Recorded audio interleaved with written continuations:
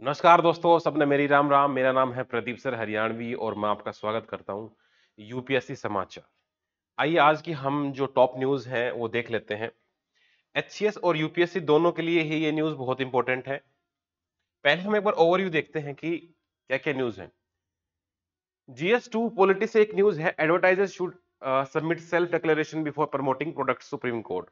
Recent में पतंजलि का एक केस उभर के आया है जिसमें उन्होंने कोरोनिल नाम से एक दवाई निकाली थी और उसको इतना प्रमोट किया, फॉल्स एडवर्टाइजमेंट करी, जिसको लेके अभी एक पूरा एडवर्टाइजमेंट इंडस्ट्री के ऊपर ही कुछ रूल्स आने जा रहे हैं। उसके बारे में सुप्रीम कोर्ट के कुछ कमेंट्स हैं।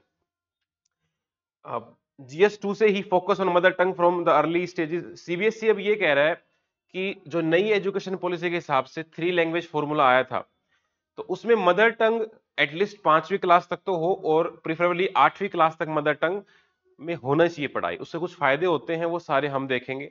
तो मदर टंग के ऊपर काफी स्ट्रेस किया जा रहा है, तो ऐसे क्वेश्चंस मेंस में आप एक्सपेक्ट कर सकते हो कि मदर टंग के क्या फायदे हैं, तो आपके पास वो पॉइंट्स होने चाहिए। या प्री में आ सकता है कि कितनी लैंग्वेज है शेड्यूल्ड लैंग्वेज हमारे कॉन्स्टिट्यूशन में, या हमारे करेंसी नोट पर कितनी लैंग्वेज है। तो लैंग्वेज से रिगार्डिंग अमेंड करके कब कौन सी लैंग्वेज ऐड हुई, वो प्री में क्वेश्चन बन सकता है। टीबी को लेके एक नई वैक्सीन बनाई जा रही है, एमटीबी वैक्सीन। तो इसका फेज 2 का ट्रायल चल रहा है। पहले हमारे पास बीसीजी करके जो वैक्सीन है वो करीबन 100 साल पुरानी हो गई है, अब इतनी इफेक्टिव भी नहीं रही है। तो एक नई वैक्सीन डेवलपमेंट होने जा रही है, उसके रिगार्डिंग एक आर्टिकल आया है। The unseen effects of climate change on mental health. एक स्टडी में ये पाया गया है कि मेंटल हेल्थ से जो परेशान है, जिनको मेंटल हेल्थ इश्यू है, उनके ऊपर क्लाइमेट चेंज का इंपैक्ट ज्यादा आ रहा है। तो ये डायरेक्ट रिलेशनशिप पाया गया है। तो ये समझो कि क्लाइमेट चेंज एक तरह से दोहरी मार मार रहा है उन लोगों को जो गरीब है, पहले से बीमार है, या वनरेबल सेक्शंस है। तो उसके ऊपर ये आर्टिकल आया है। जीएस3 से India open up investment open for Russia to channel rupee balance. Russia India का सबसे दूसरे नंबर का सबसे बड़ा एक्सपोर्टर है इंडिया के लिए। तो अब हम वहां से जो रुपी में जो पेमेंट करते थे, उसके लिए हमने कुछ और रेवेन्यूज खोल दिए हैं। बिकॉज हमें पहले डॉलर में पेमेंट करना पड़ता था, तो ये समझो कि यूएस का डोमिनेशन था डॉलर के ऊपर, डॉलराइजेशन जिसको बोलते थे। अब इंडिया चाह रहा है कि हम जितनी पेमेंट करें वो रुपी में करें। तो रुपी को एज ए ग्लोबल लेवल पे करेंसी एक्सेप्ट करने की तरफ एक और स्टेप हम आगे बढ़ रहे हैं। तो एक बहुत पॉजिटिव न्यूज है। Inheritance tax will help the reduce inequality. ये एडिटोरियल आया है। इनहेरिटेंस टैक्स क्या होता है कि सपोज जो टॉप 1% जो एलीट क्लास है, उनकी जो प्रॉपर्टी जब नीचे वालों को जाएगी, डिसेंडेंट्स को, तो उसके ऊपर एक इनहेरिटेंस टैक्स लगाना चाहिए। करीबन 33% सजेस्ट किया जा रहा है। तो क्या उससे इनइक्वालिटी कम होगी? क्या वेल्दी पर्सन को ज्यादा टैक्स करने से इनइक्वालिटी कम हो सकती है? और जो हमने टैक्स किया उस पैसे से हम क्या क्या कर सकते हैं, उसके ऊपर बहुत अच्छा आर्टिकल आया है। और आज मैप में हम देखेंगे नॉर्थ अमेरिका। तो मैप एक ऐसी चीज है जो धीरे धीरे दिमाग में जाती है 2 महीने, 6 महीने, साल भर में। तो आज हम नॉर्थ अमेरिका की लेक्स, माउंटेन्स, कहाँ पे क्या है, कौन सा लेटीट्यूड है, आसपास कौन सा सी है, एटलस ये समझो कि आपके साथ होनी चाहिए। मैप एक अवेयरनेस होती है, ना कि एग्जैक्टली exactly हम याद कर पाए। एटलीस्ट कोई भी पॉइंट आपसे पूछे कि यार ये चीज वहां पे है, ये चीज वहां पे है, इतना याद होना चाहिए। सारी चीज आप नहीं रट सकते, लेकिन मैप आपको हेल्प करता है प्री में भी, मेंस में भी और इंटरव्यू में भी। ठीक है, चलो डिटेल में देखते हैं। चलो अब ये पूरा मुद्दा समझते हैं कि हुआ क्या कि जो पतंजलि ऑर्गेनाइजेशन है, को founded by the Baba Ramdev, इन्होंने कोरोना के टाइम एक दवाई निकाली थी कोरोनिल। उसका ये कह के प्रमोट किया गया था कि ये कोरोना से बचने में मदद करती है। ठीक है, और उसका एडवर्टाइजमेंट बहुत मिसलीडिंग था। तो उसको लेके प्रूव ये हुआ कि उससे कोई, मतलब वो एक वैक्सीन टाइप में नहीं थी, बट एक ये समझो कि आयुर्वेदा सिद्धा की कैटेगरी के अंदर आती थी। तो उसको मिसलीड करके प्रमोट किया गया। ठीक है, और बहुत सारा पैसा बनाया गया। सुप्रीम कोर्ट ने कहा कि ये मिसलीडिंग एडवर्टाइजमेंट है, आप इसको हटाओ, और उनसे माफीनामा भी मांगा। तो ये काफी न्यूज में है। तो हाँ, लेकिन as a civil servants aspirant हमें नहीं फर्क पड़ता कि बाबा रामदेव ने क्या सोचता है, क्या पैसे कमाए। हमें एज ए एस्पिरेंट ये पता होना चाहिए कि कोई एक्ट है, कोई फ्रेमवर्क है जो इसको डील कर रहा है। तो अभी इसमें यह हुआ है कि जो भी एडवर्टाइजमेंट है उसको एक सेल्फ डिक्लेरेशन सबमिट करना पड़ेगा कि मैंने इसको पढ़ लिया है और ये इसमें सारी चीजें रूल के हिसाब से है। रूल कौन सा है? Cable TV network regulations of 1994, इसके हिसाब से एक सेल्फ डिक्लेरेशन देना पड़ेगा। प्लस जो आदमी एडवर्टाइजमेंट कर रहा है वो भी सेल्फ अवेयर होना चाहिए उसकी यूज से, उसकी प्रोडक्ट डिटेल से। ऐसा नहीं है कि मतलब जो पैसा आया और उसने कुछ भी बोल दिया, बिकॉज सेलिब्रिटीज के ऊपर एक रेस्पॉन्सिबिलिटी रहती है।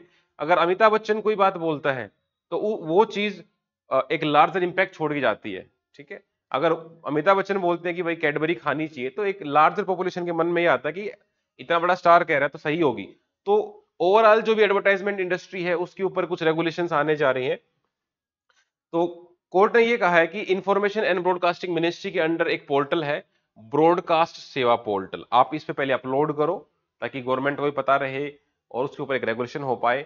और यही सब जो चीज है ये तो ऑनलाइन मीडिया के लिए है, प्रिंट मीडिया के लिए भी ऐसा ही एक स्ट्रक्चर डेवलप करने के लिए बोला गया है अगले आने वाले 4 वीक में। ठीक है, तो जो आदमी एडवर्टाइज कर रहा है, he should have sense of responsibility, he should be experience and information about the product. ठीक है, तो और इसके अलावा जो हमारी फसाई करके एक बॉडी है, food safety security authority of India, इससे भी पूछा गया है कि आप वो डेटा दीजिए कितने मिसलीडिंग एडवर्टाइजमेंट के आपके पास केस आए। कुछ साल पहले फेयर एंड लवली पे आया था, एक आदमी ने फेयर एंड लवली के खिलाफ केस किया था कि भाई मैंने तो 6 महीने फेयर एंड लवली लगाई बट मैं तो गोरा हुआ नहीं, तो मेरा पैसा वेस्ट गया है। ठीक है, उस टाइम कोर्ट ने ये कहा था कि you should be wise enough to take the decision कि क्या सही है क्या गलत है। हर चीज कोर्ट नहीं देख सकता, तो कोर्ट सिचुएशन के हिसाब से बदलता रहता है, जजमेंट्स भी चेंज होती रहती हैं, हाई कोर्ट कुछ बोलता है, सुप्रीम कोर्ट कुछ बोलता है, तो जो हमें भी जो लेटेस्ट जजमेंट है उनको ही अपने अनुसार में कोर्ट करना पड़ता है। तो ये इतनी सी न्यूज थी, अभी आप इसमें और भी अपडेट्स आएंगे, जैसे ही कुछ कंक्लूडिंग आएगा हम इसको अच्छे से पढ़ेंगे। अगला देखते हैं, focus on the mother tongue from the early stage. देखो सीबीएसई खुद ये कह रहा है कि मदर टंग में पढ़ना चाहिए। ठीक है, जो हमारी नेशनल एजुकेशन पॉलिसी 2020 आई थी के कस्तूरी रंजन कमेटी के बाद, उन्होंने 3 लैंग्वेज फॉर्मूला दिया था। 3 लैंग्वेज फॉर्मूला में ये था कि आप 3 लैंग्वेज बच्चे को पढ़ाइए जिसमें से 2 इंडियन होनी चाहिए। ठीक है, इंग्लिश उसमें नहीं आनी चाहिए, उस दो में से। ठीक है, हमारे पास 22 शेड्यूल्ड लैंग्वेज है, उसमें से आप कोई भी उठाओ, 2 इंडियन लैंग्वेज पढ़ाओ और टोटल 3 पढ़ा सकते हो। अब मान लो इंग्लिश हो गया, हिंदी हो गया, मराठी हो गया या कन्नड़ हो गया, तो 3 लैंग्वेज में पढ़ाओ। लेकिन इसमें यह भी रूल था कि ये थोपा नहीं जाएगा, बिकॉज एजुकेशन एक स्टेट सब्जेक्ट है, उस पर सिर्फ स्टेट ही कानून बना सकता है, तो यूनियन उसको थोप नहीं सकता। किसी भी स्टेट पे, किसी बच्चे पे, किसी स्कूल पे, किसी इंस्टीट्यूशन पे वो चीज इंपोज नहीं करी जाएगी। बट प्रीफर करो कि 3 लैंग्वेज में पढ़ाया जाए, उसको 5वीं तक तो एटलीस्ट पढ़ाओ और 8वीं तक हो पाए तो 8वीं तक करो। ठीक है, तो ये प्री का क्वेश्चन हो गया 3 लैंग्वेज फॉर्मूला में, 2 इंडियन लैंग्वेज, इस तरह से ना। और उनकी पूरी फ्रीडम है, वो जिस जैसे पढ़ाना चाहे पढ़ाए, 5वीं तक प्रीफरेबली है बट 8वीं तक करे। सरकार ने रीजनल लैंग्वेज को लेके, रीजनल लैंग्वेज वाला टॉपिक है ये हमेशा न्यूज में रहता है। रीजनलिज्म जो है आप मेंस में कोट कर सकते हो कि सारी चीजों का, देखो जो भी सॉरी, जो भी आप एप्लीकेशन बना रहे हो तो उसका मेन ड्रॉबैक ये रहता है कि वो रीजनल लैंग्वेजेस में अवेलेबल नहीं है, इंग्लिश में है, हिंदी में है। लेकिन कोई भी चीज आती है अगर वो रीजनल लैंग्वेज में अवेलेबल होती है तो हमारी सारी पॉपुलेशन को हम कैटर कर सकते हैं। इंडिया में मोर देन 1500 डायलेक्ट बोले जाते हैं, तो अगर सबके लिए हम कर पाए तो बढ़िया है। गवर्नमेंट ने इसके लिए एक तो नेशनल एजुकेशन पॉलिसी बनाई, उसमें खुद ये डाला कि भाई 5वीं तक तो होना चाहिए, 8वीं तक। इसके अलावा निपुण भारत करके एक प्रोजेक्ट चलाया था। निपुण का मतलब क्या है? National initiative of proficiency in reading with understanding and numeracy. ये लॉन्च किया गया 2020 में। इसका टारगेट ये था कि जो बेसिक लिटरेसी न्यूमरेसी है वो हमारी पूरी हो पाए। लिटरेसी का अगर डेफिनेशन देखें, प्री में आ सकता है। लिटरेसी का मतलब ये होता है वो इंसान जिसकी उम्र 7 साल से ऊपर हो, 7 या 7 साल से ऊपर हो, वो बेसिक अर्थमेटिक कैलकुलेशन कर पाए और रीड कर पाए, किसी भी लैंग्वेज में रीड एंड राइट कर पाए। ये उसके बेसिक डेफिनेशन है। ठीक है, इसके अलावा Bhasha Sangam, publication grant, national translation mission, centre for endangered language in central university, जो मैंने हाईलाइट करके रखे हैं ग्रीन कलर में, ये डायरेक्ट मेंस में आपके आंसर में झलकने चाहिए। अब देखो भाषा संगम क्या था, एक प्रोजेक्ट चलाया था, एक भारत श्रेष्ठ भारत। इसमें यह चलाया गया था कि 2 स्टेट आपस में मिलके एक दूसरे के साथ 1 साल तक कल्चरल, फाइनेंशियल, एजुकेशनल एक्सचेंज करेंगे। मान लो इंडिया, भारत में हरियाणा और तमिलनाडु है, तो एक साल तक वो एक दूसरे के कल्चरल फंक्शन में जाएंगे, बच्चों को भेजेंगे या कुछ भी करेंगे, प्रोग्राम कराएंगे। उसके अंदर ये किया गया था, कोई भी प्रोजेक्ट अगर लॉन्च होता है तो प्री के हिसाब से आपको ये पता रहना चाहिए वो लॉन्च किसने किया है। तो ये एनसीईआरटी ने लॉन्च किया था। इसका टारगेट ये था कि हम 100 सेंटेंस टीच करेंगे 22 शेड्यूल्ड वर्नाकुलर लैंग्वेज। हमारे कॉन्स्टिट्यूशन के अंदर 22 शेड्यूल्ड लैंग्वेज है, वो आपको 22 की 22 याद होनी चाहिए, ठीक है, वो पता रहना चाहिए कि ये है। पब्लिकेशन ग्रांट, गवर्नमेंट ने ये कहा था कि जो यूनिवर्सिटी लेवल की बुक है उनको हम सारी रीजनल लैंग्वेज में कन्वर्ट करो, उसके लिए पैसा दिया। नेशनल ट्रांसलेशन मिशन, ये भी ऐसा ही था, जो भी यूनिवर्सिटी कॉलेज लेवल पे सब्जेक्ट पढ़ाए जा रहे हैं, ये सेंट्रल यूनिवर्सिटी में मान लो कहीं पे भी है, उसको हम कन्वर्ट करें सारी लैंग्वेजेस में जो 8 शेड्यूल में है। 8 शेड्यूल में हमारी 22 लैंग्वेज है। इसको इंप्लीमेंट कौन कर रहा था? CIIL Mysore, central institute of Indian languages, ये इसको इंप्लीमेंट कर रहा था। Centre for the endangered language in the central university, ये यूजीसी द्वारा इंप्लीमेंट किया गया था रीजनल लैंग्वेज को प्रमोट करने के लिए। अब क्वेश्चन ये आता है कि हम रीजनल लैंग्वेज को इतना प्रमोट कर क्यों रहे हैं? इसका मेन कारण ये है, एक तो बच्चे का जो 80% से ज्यादा ब्रेन का डेवलपमेंट है वो 6 साल से पहले हो जाता है। रीजनल लैंग्वेज में वो उस चीज को बेहतर समझ पाता है, घर पे भी वही भाषा बोली जा रही है, स्कूल में वही बोली जा रही है, वो ज्यादा एक्सप्रेसिव होता है, ज्यादा क्रिएटिव होता है, ठीक है। इसके अलावा ज्यादा लैंग्वेज पढ़ने से डायरेक्ट ये पाया गया है, जो लोग पॉलीग्लोट होते हैं, मल्टीपल लैंग्वेज बोल पाते हैं, उनकी रीडिंग एबिलिटीज, उनकी कॉग्निटिव एबिलिटीज ज्यादा होती हैं। आप देखें ना, पहले के लोग जितने भी महानुभाव हैं वो 10-15 लैंग्वेज बोल पाते थे, राजा राम मोहन राय है या और भी बड़े बड़े दिग्गज हुए हैं, तो 7-8 लैंग्वेज वो जानते होते थे। तो इससे देखो फटाफट देख लेते हैं क्या फायदे हैं। एक तो आपकी जो रीजनल लैंग्वेज है वो आपकी आइडेंटिटी होती है, जैसे हम हरियाणा से हैं तो हरियाणवी हमारी एक पहचान है। हरियाणवी एक भाषा नहीं, एक कल्चर भी है, एक पहचान भी है, ठीक है। तो एसेंस ऑफ आइडेंटिटी है। क्रूशियल स्किल्स जो है, जो भी हम स्किल वगैरह सीखते हैं वो अपनी अपनी भाषा में हम अच्छे से सीख पाते हैं। हो सकता है भाषा बीच में बैरियर ना बने, कोई चीज सिखाने वाला है और आपको भाषा नहीं आती है तो आप पीछे रह जाओगे। इंक्लूसिविटी, मतलब कि राइट टू एजुकेशन आर्टिकल 21 में भी है, तो कोई लैंग्वेज बैरियर आपके बीच में नहीं आना चाहिए, सबका अधिकार है। हेरिटेज भी है हमारी, हमारे पास बहुत सारे डायलेक्ट्स हैं, अगर हम उसको प्रमोट नहीं करेंगे, सब इंग्लिश बोलने लग जाएंगे तो धीरे धीरे रीजनल लैंग्वेज खत्म होने लगेंगी। बहुत सारी लैंग्वेज ऐसी हैं जो एंडेंजर्ड हो गई आज के दिन, ठीक है, तो हमें अपने प्रिजर्व भी करके रखना है। प्लस एक सेंस ऑफ आइडेंटिटी, कॉन्फिडेंस भी आना चाहिए, हमारी लैंग्वेज के ऊपर हम गर्व महसूस करें, ठीक है। हरियाणा में खास करके लड़कियों को हरियाणवी नहीं बोलने दी जाती है, अगर वो हरियाणवी बोलती हैं तो दे आर कंसिडर्ड कि भाई टैबू, तो कि तुम मत बोलो। कई स्कूल ऐसे हैं जहां हरियाणवी बोलने पे, हिंदी बोलने पे फाइन लगाया जाता है। तो इमेजिन कि कितना अंडर एस्टिमेट किया जा रहा है खुद को। तो हमारी एक हेरिटेज भी, एक सेल्फ कॉन्फिडेंस भी आना चाहिए। एक इक्विटेबल एजुकेशन सिस्टम हो जिसमें कल्चरली एकेडमिकली इंक्लूसिव दोनों चीजें आए, और इन, ठीक है, इंक्लूसिविटी होनी चाहिए कि स्टूडेंट का जो सेल्फ कॉन्फिडेंस है वो बूस्ट होना चाहिए, ठीक है। तो ये सारे पॉइंट आपके मेंस के आंसर में झलकने चाहिए। इसके बाद आता है हमारा टीबी का। टीबी के लिए एक नई वैक्सीन डेवलप की जा रही है, MTB वैक, ठीक है। तो पहले ये डेवलप कौन कर रहा है? प्री के हिसाब से ये पता रहना चाहिए, इंडिया की कंपनी है भारत बायोटेक, और ये किसके साथ मिलके, कोई स्पेनिश कंपनी है बायोफेब्री, उसके साथ मिलके ये माइकोबैक्टीरियम ट्यूबरक्लोसिस वैक्सीन डेवलप की जा रही है। इससे पहले हमारे पास BCG हुआ करती थी, करीबन 100 साल पहले डेवलप हुई थी, काफी असरदार भी थी, लेकिन अब वो लेस इफेक्टिव हो गई है, हमारी बॉडी उसका रेजिस्टेंट डेवलप कर लिया है। तो इसमें 4 वैक्सीन का 4 तरह की डोज ड्रग का कॉम्बिनेशन होता था, लेकिन अब दिक्कत क्या होगी, उसका इनडिस्क्रिमिनेट यूज किया जा रहा है, जो पुअर डोज दिए जा रहे हैं, या जब पेशेंट को कोर्स कराया जाता है टीबी का तो वो बीच में छोड़ देता है, इस वजह से बहुत सारी दिक्कत आ रही है। तो एक नई वैक्सीन की डेवलपमेंट की जरूरत थी। आपको ये पता रहना चाहिए कि भारत, टीबी मुक्त भारत इंडिया का एक टारगेट है, 2025 तक हमें टीबी को मुक्त करना है, ठीक है। तो इस तरह का टारगेट है वो पता रहना चाहिए। BCG की फुल फॉर्म पता रहनी चाहिए, बैसिलस कैलमेटिग्यूरिन वैक्सीन। इस तरह की HCS में पूछी जा सकती है कि इसका नाम क्या, जैसे भीम करके, भीम UPI, तो भीम की फुल फॉर्म पूछी गई थी UPSC में, इस तरह से। तो ये सब थोड़ा बहुत पता रहना चाहिए, ज्यादा यहाँ पे टेंशन लेने की जरूरत नहीं है।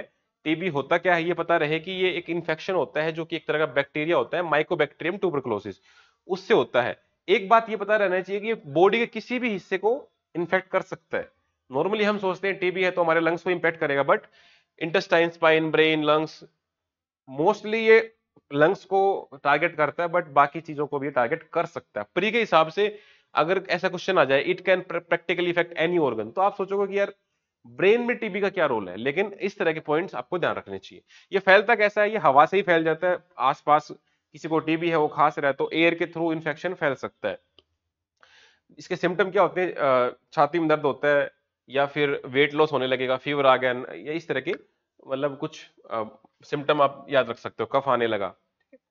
अब इसके लिए ट्रीटमेंट के लिए दो चीज चल रही है, एक तो डॉट्स करके है जो डब्ल्यूएचओ ने चला रखा है, एक हमने निक्षय पोषण योजना चला रखी है। इसमें यह कि हम जिस आदमी को टीबी है उसको बीमारी के लिए हम 500 रुपए हर महीना उसके देते रहें ताकि वो अपना इलाज करा पाए। और जो डॉट्स करके है, आपने हॉस्पिटल में देखा होगा अक्सर, आपने अगर देखा है किसी हॉस्पिटल में डॉट्स ऐसे, तो आप कमेंट करके बताना। Directly observe treatment short course regime, तो इसमें 4 तरह के एंटीबायोटिक्स का कॉम्बिनेशन होता है। ये नाम याद रख पाओ तो ठीक है, अदरवाइज इतना भी टेंशन लेने की जरूरत नहीं है। पहले 2 महीने में ये 2 देते हैं, फिर बाद में वो देते हैं, लेकिन धीरे धीरे क्या हो रहा है, ड्रग रेजिस्टेंट आ रहा है।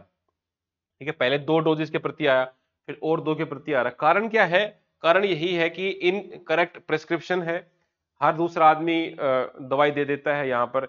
मतलब नॉर्मली भी हम दुकान पे जाके कि भाई खांसी जुकाम है, खुद ही प्रिस्क्रिप्शन बना लेते हैं। एक एज ए पेशेंट आदमी गया और भाई आप ये करो, पैरासीटामोल उसमें नाइमसुलाइड और ये टैबलेट मिला के दे दो। उसका उसका क्या बैकग्राउंड है, डॉक्टर प्रिस्क्रिप्शन है नहीं है, ऐसे ही चल रहा है। इस वजह से हेल्थ केयर प्रोवाइडर्स भी ऐसे ही दे रहे हैं, पुअर क्वालिटी ड्रग्स हैं, पेशेंट बीच में ट्रीटमेंट छोड़ देते हैं। अमिताभ बच्चन टीबी का एड किया करते थे अवेयरनेस के लिए, जहां तक मुझे याद है। अब तो अंडर कंट्रोल है टीबी, पहले टीबी से डेथ बहुत होती थी, बिकॉज अगर वो चारों एंटीबायोटिक ड्रग्स हमारे शरीर पर काम नहीं करेंगे तो उसके बाद उसका डेथ ही एक मतलब परिणाम रह जाता है। तो अब तो मेरे हिसाब से ठीक है, इतना इशू नहीं है इंडिया में। चलो, पेज नंबर 7 पे आया है the unseen effect of climate. तो इसे मैंने बताया, रिसेंट में एक स्टडी आई है, उसमें यह बताया गया है कि जो लोग मेंटली मेंटल हेल्थ से परेशान है, क्लाइमेट उनके ऊपर ज्यादा प्रभाव डालता है।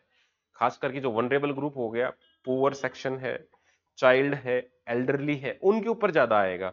तो ये समझो कि मतलब अब धीरे धीरे हम किस तरफ बढ़ रहे हैं सोसाइटी। तो क्लाइमेट चेंज के इंपैक्ट अब तक हम सोचते थे कि सब क्लाइमेट तो सबके ऊपर बराबर डालेगा, लेकिन वनरेबल सेक्शन पे ज्यादा आ रहा है, तो they are at greater risk. तो फिजिकल एलिमेंट्स है, एल्डरली पुअर है, एक ऐसे ऐसे टर्म्स भी नई नई आ रही है, इको एंजाइटी, इको पैरालिसिस, सोलास्टाल्जिया। तो इसमें क्या होता है कि एक इंसान की सोचने सकने की जो क्षमता होती है वो कम हो जाती है। तो क्लाइमेट चेंज की वजह से जो पोल्यूटेंट्स अंदर जा रहे हैं और वो कुछ रिएक्शन करते हैं, उस वजह से वो चीज और ग्रे हो जाती है। कहने का मतलब इतना ही है बस।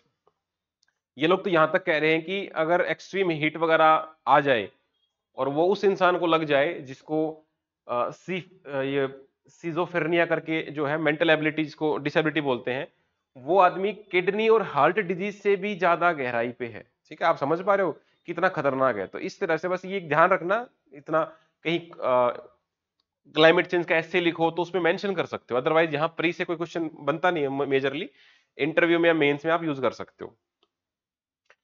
पेज नंबर 12 पे है इंडिया ओपन इन्वेस्टमेंट। देखो क्या होता है कि इंडिया सबसे ज्यादा चाइना से इंपोर्ट करता है, उसके बाद रशिया से कर रहा है। पहले रशिया 4th नंबर पे आता था, अब 2nd नंबर पे आ गया। मेजरली हम रशिया से क्या इंपोर्ट करते हैं, मेजरली तो ऑयल करते हैं।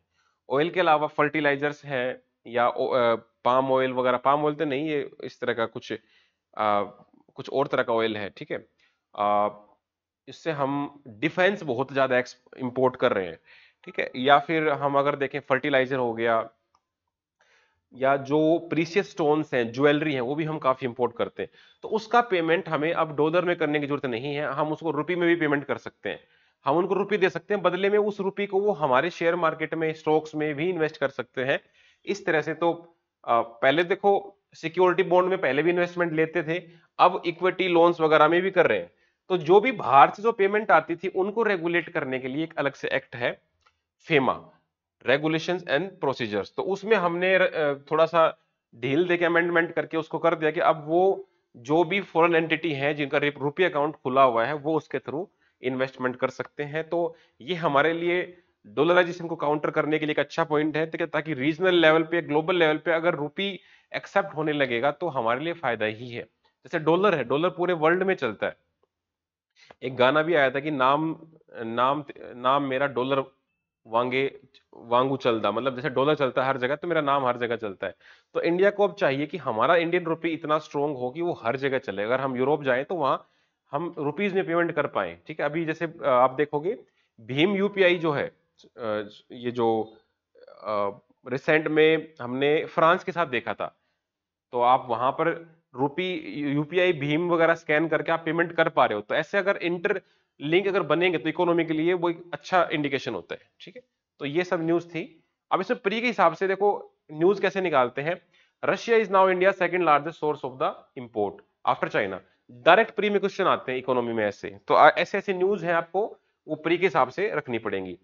पिछले एक साल में हमारा जो इंपोर्ट है करीबन 33% बढ़ गया। हम वहां से क्या मंगवाते हैं, ऑयल हो गया, डिफेंस हो गया, फर्टिलाइजर, ये एडिबल ऑयल है, प्रीसियस सेमी प्रीसियस स्टोन जो मतलब वो हम जो पहनते हैं हाथों में ना, उस तरह के स्टोन वगैरह, या ज्वेलरी है, तो ये सब है। जो एक्ट हमने देखा था FEMA, foreign exchange management act, तो ये एक्ट मेन रेगुलेट करता है जो बाहर से जो पैसा आता है, जो इन्वेस्टमेंट होती है, उसके लिए एक्ट बना हुआ है 1999 का, ठीक है। तो ये न्यूज थोड़ा ध्यान रखना बस। अब देखते हैं इनहेरिटेंस टैक्स। ये आर्टिकल आया है, ये एक अच्छा मतलब एक ने ओपिनियन दिया है कि हमारे 3 4 दिन पहले हमने पढ़ा था कि इनइक्वालिटी कितनी हाई है, कि 10% लोग 65% वेल्थ को होल्ड करे बैठे हैं, और वो उनके पूर्वजों ने होल्ड मतलब कमाई थी या जैसे भी इकट्ठा की थी, अब वो उनको ट्रांसफर होती जा रही है। तो अमीर और अमीर होता जा रहा है, गरीब और गरीब होता जा रहा है। तो एक नया कंसेप्ट इन्होंने दिया है कि अमीरों पर जो 1% है उसके ऊपर हम 33% इनहेरिटेंस टैक्स लगा दें। मतलब अगर 100 करोड़ उसके पास है, जब उसके बेटे को जमीन जाए तो 33% गवर्नमेंट के पास आ जाए, और उस 33% को वो जो भी योजना चला रखी है, गरीब कल्याण योजना है या पीडीएस सिस्टम है, पेंशन देनी है, कोई रोड बनाना है, गरीबों के लिए कोई रेंट बसेरा करना है, आप उसको वहां यूज करो। इसके अलावा वेल्थ टैक्स तो लग ही रहा है, जो जैसे आप देख रहे हो कि जब जब जैसे जैसे इनकम बढ़ती जाती है टैक्स के स्लैब भी बदलते जाते हैं। तो इस हिसाब से ये एक अच्छा आइडिया देना चाह रहे हैं, ठीक है। बट कितना सक्सेसफुल रहेगा अभी ये तो टाइम ही बताएगा, ठीक है। बट पढ़ने के लिए आर्टिकल अच्छा है। इससे कुछ कुछ पॉइंट हम देख लेते हैं। देखो काम क्या था, टूल ऑफ वेल्थ डिस्ट्रीब्यूशन, ऐसे टॉपिक्स ऐसे में काम आते हैं आपको, ठीक है। जब आपके पास एक नया आइडिया कुछ होना हो तो उस इस टाइप के आर्टिकल आपको हेल्प कर सकते हैं। अब देखो आ, ये कह रहा है कि इनइक्वालिटी को हम कम करना क्यों चाह रहे हैं, मतलब कुछ ना कुछ फायदा रहता होगा। पहली बात तो देखो हमारा कॉन्स्टिट्यूशन ही हमें एक इक्वालिटी प्रमोट करने के लिए बोलता है। डीपीएसपी में भी हम चाहते हैं कि वेल्थ का कंसेंट्रेशन ना हो, तो गवर्नमेंट की जिम्मेवारी बनती है कि वो वेल्थ का कंसेंट्रेशन ना होने दे, ठीक है। एक तो ये हो गया। इनइक्वालिटी ग्रोथ को हार्म करती है, कुछ ही लोगों को ही आगे बढ़ने का मौका मिल रहा है। अगर सारे लोग आगे नहीं बढ़ेंगे तो इकोनॉमी आगे कैसे बढ़ेगी। इवन इसमें एक जेंडर का एंगल भी डाल दें, अगर सारी वुमेन इक्वली पार्टिसिपेट करने लग जाए इकोनॉमिक एक्टिविटीज में, तो वर्ल्ड बैंक कहता है कि इंडिया की इकोनॉमी 27% से बढ़ सकती है, सबको अगर काम करने का मौका मिले।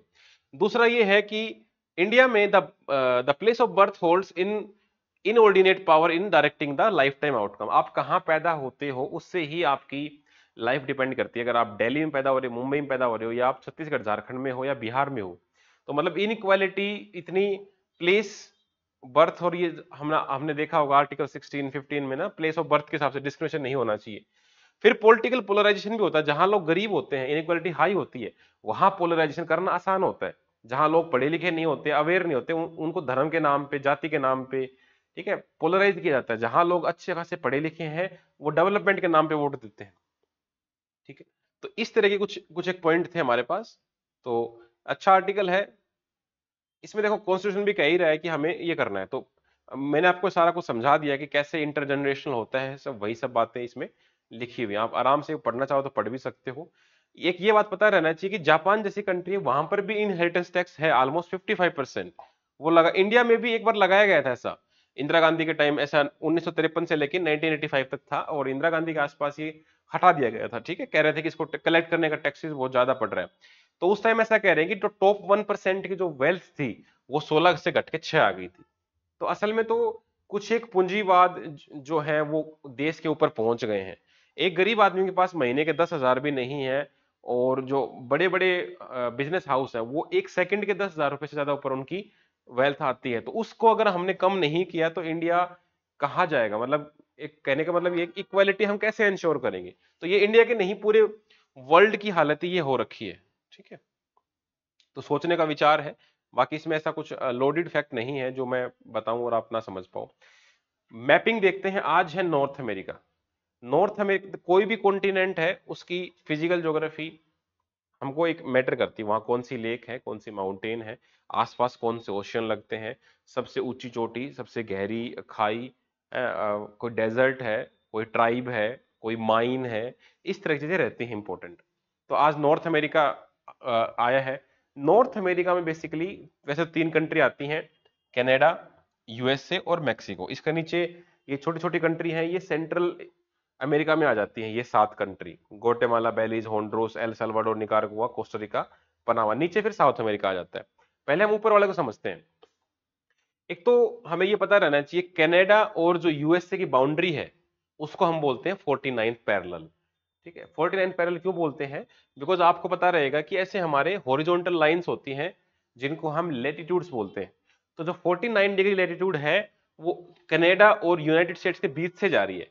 ऐसे ही नॉर्थ अमेरिका, नॉर्थ कोरिया और साउथ कोरिया के बीच से 38 डिग्री जा रहा है, तो उसको हम बोल देते हैं 38 डिग्री पैरेलल, ठीक है। तो ये क्या आपको याद रखनी पड़ेगी। यूएसए का एक पार्ट ऊपर भी है, आप देखोगे अलास्का, ये भी यूएसए का एक पार्ट है। यहां से इंटरनेशनल डेट लाइन गुजरती है। पहले ये रशिया के पास हुआ करता था, किसी टाइम पर अमेरिका ने खरीद लिया था इसको, तो ये आपको पता रहना चाहिए, ठीक है। इसके अलावा हम और देखें तो ये हमारा फिजिकल मैप है। नॉर्थ अमेरिका के लेफ्ट साइड में हमारे पास पैसिफिक ओशन है, ये नॉर्थ पैसिफिक हो गया, ये साउथ पैसिफिक हो गया। इधर गल्फ ऑफ अलास्का है।